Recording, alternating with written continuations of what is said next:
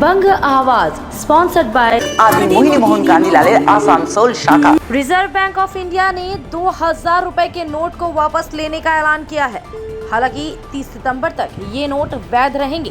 भारतीय reserve bank ने बैंकों को सलाह दी है कि वे तत्काल प्रभाव से 2000 रुपए के नोट जारी करना बंद कर दें। आरबीआई ने कहा है कि 30 सितंबर तक ये नोट वैध मुद्रा बने रहेंगे, यानी जिनके पास इस समय 2000 रुपए के नोट्स हैं उन्हें बैंक से एक्सचेंज कराना होगा। आरबीआई के अनुसार 2018-19 में ही 2000 रुपए के नोट को छापना बंद कर दिया गया था। बता दें कि साल 2016 नवंबर में नोटबंदी के बाद 2000 रुपए का नोट लाया गया था। नोटबंदी में 500 और 1000 रुपए के नोट बंद कर दिए गए थे। आरबीआई ने क्यों 2000 के नोट वापस लेने का ऐलान किया?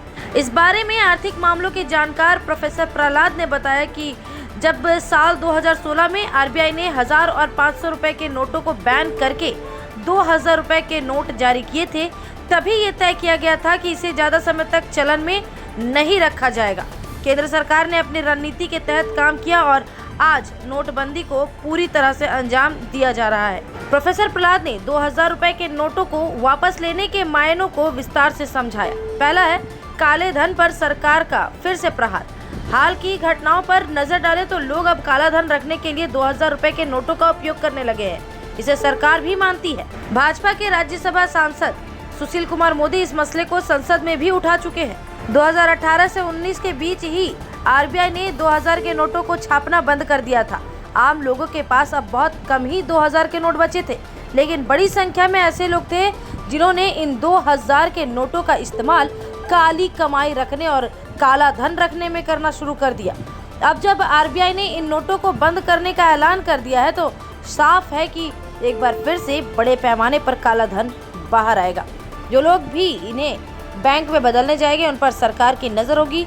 अगर अधिक मात्रा में किसी के पास 2000 के नोट होंगे तो वह सीधे ईडी व आरबीआई के निशाने पर आ जाएगा। दूसरा है आतंकवाद और मनी लॉन्ड्रिंग पर भी लगेगा ब्रेक। 2016 में जब 500 और 1000 के नोट बंद हुए थे तो आतंकवादियों के फंडिंग में भी बड़ा ब्रेक लग गया था। इसी तरह मनी लॉन्ड्रिंग भी रुक गई थी। धीरे धीरे इस काम में 2000 के नोटों का इस्तेमाल होने लगा था। अब इसके जरिए आतंकवादियों के फंडिंग और मनी लॉन्ड्रिंग पर एक बार फिर से सरकार ने कड़ा प्रहार किया है। नकली नोटों की छपाई पर भी लगाम लगा है। 2000 के नकली नोटों की छपाई भी तेजी से हो रही थी। ऐसा इसलिए क्योंकि ये आसानी से बाजार में चलाया जा सकता था।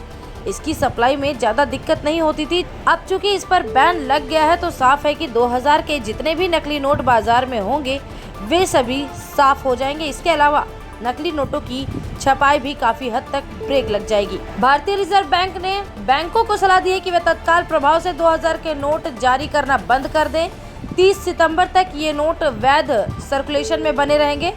जिनके पास इस समय 2000 रुपए के नोट है उन्हें बैंक से एक्सचेंज कराना होगा।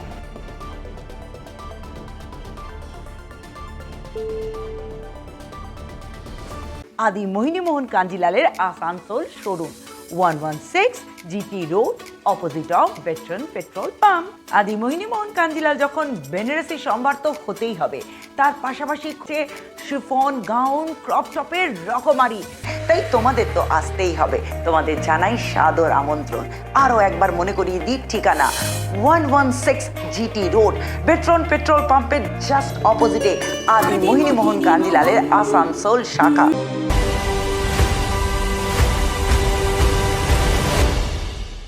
सीबीआई ने तृणमूल कांग्रेस के राष्ट्रीय महासचिव और ममता बनर्जी के भतीजे सांसद अभिषेक बनर्जी को नोटिस भेजा है। उन्हें कल यानी शनिवार को सीबीआई के कोलकाता स्थित कार्यालय निजाम पैलेस में सुबह 11 बजे हाजिर होने का आदेश दिया गया है।